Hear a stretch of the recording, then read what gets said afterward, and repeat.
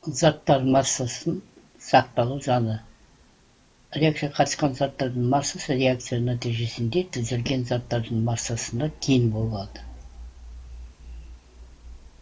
Бұл тұжырым зат массасын сақталу заңы деп аталады. Оны тәжірибе жүзінде орыс ғалымы Ломоносов Михаил Васильевич 1748 жылы ашқан, ал француз ғалымы Антуан Лоран Лавуазье де 1789 жылы осындай қорытындыға келген. Бұл заңның жаратылыстану ғалымдарын үшін маңызы өте зор. Химия ғылымында сандық қатынастарды пайдалану өзі осы заңға негізделеді. Барлық химиялық теңдеулер осы заңның негізінде құралады. Бұл заң жаратылыстың жалпы заңның бір көрінісі, жоқтан бар пайда болмайды, бар нәрсе із-түзсіз жоғалып кетпейді. Осы заңды пайдаланып сандық есептер шығаруға болады. Заңды растайтын тәжірибелер. Фосформен тәжірибе. Бұл заңның дұрыстылығы эксперимент арқылы зерттеуге болады. Ұқсас эксперимент орыс ғалымы Ломоносов Михаил Васильевич жасаған. Қызыл фосфорды жабық колбада салып, одан әрі таразыға қойып массасын өлшейміз.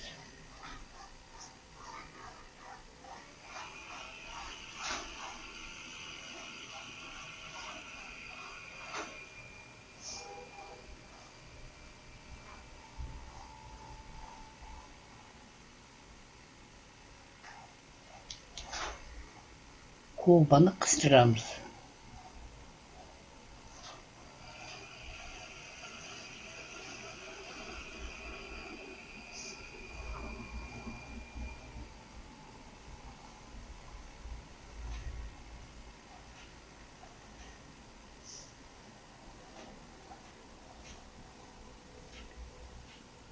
Қыстырғанда қызыл фосфор колбадағы оттекпен әрекеттесіп, ақ түтінге фосфор 5 оксидіне айналады.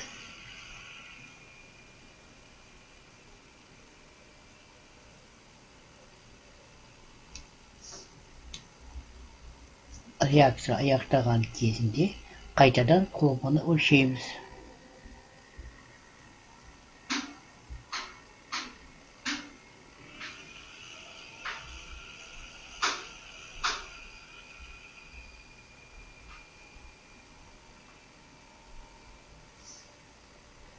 Қызыл фосфорды жабық ыдыста қыздырғанда ол өзгерістерге ұшырайды, бірақ колбаның салмағы өзгермейді.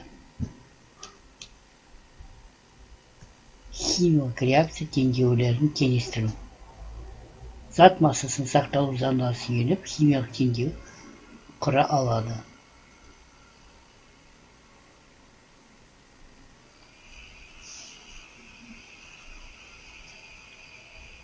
Мысалы, натрий оттекпен әрекеттескенде натрий оксиді түзіледі.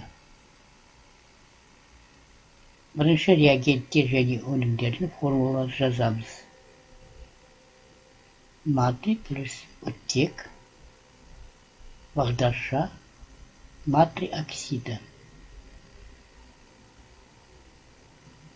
Одан әрі реакция дейін және кейін атомдардың саны санаймыз.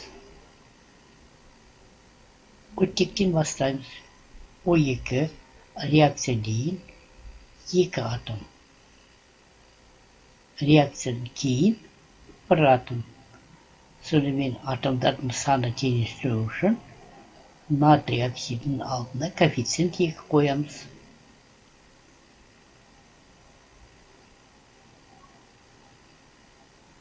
Коэффициент формуланың алдына қойылатын саны. Коэффициент индекске көбейткенде атомдардың саны табамыз. Натрий оксидтің алдына коэффициент 2 тұр, сондықтан коэффициент 2 көбейтеміз индекске 2-де 4 болады. Реакциядан кейін натрий атомдар саны 4. Ал реакция дейін 1 атом.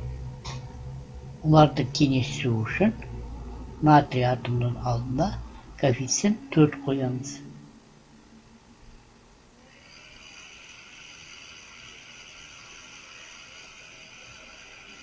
Енді бізде атомдардың саны реакция дейін және кейін бірдей болды.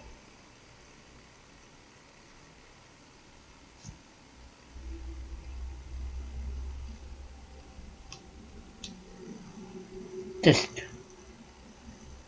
Әрбір реакция жүру үшін реагенттер мен өнімдерді таңда. Сынап 2 оксиді қыздырғанда сынап пен оттек түсіріледі. Сынаптың гидрогеннің О оксиді қыздырғанда сынап гидрогеннің және оттек пайда болады. Бұл жерде реагент гидрогеннің О сынап оксиді, ал өнімдер сынап пен оттек.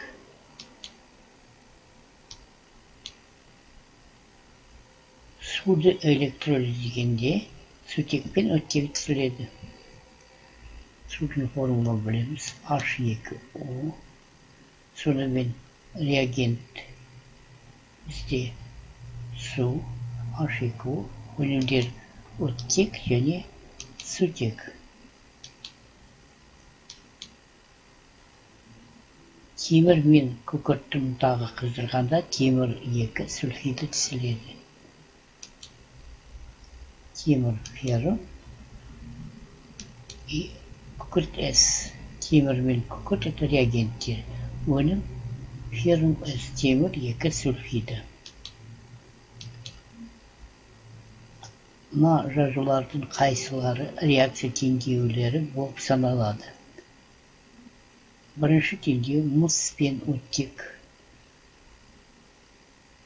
қатысқанда, бірінші теңдеу оттектің атомдардың саны 2 реакциядан кейін 2, мұздікі 2. Бұл реакция теңдеу болып саналады.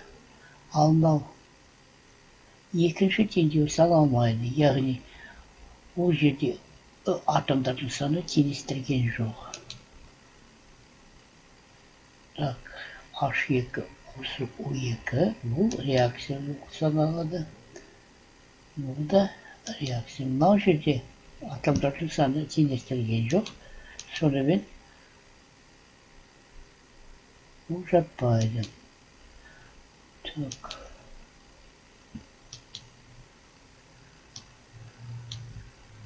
Зат массасын сақталу заңы тұжырымдаған ғалымдар. Ломоносов, Лавуазье.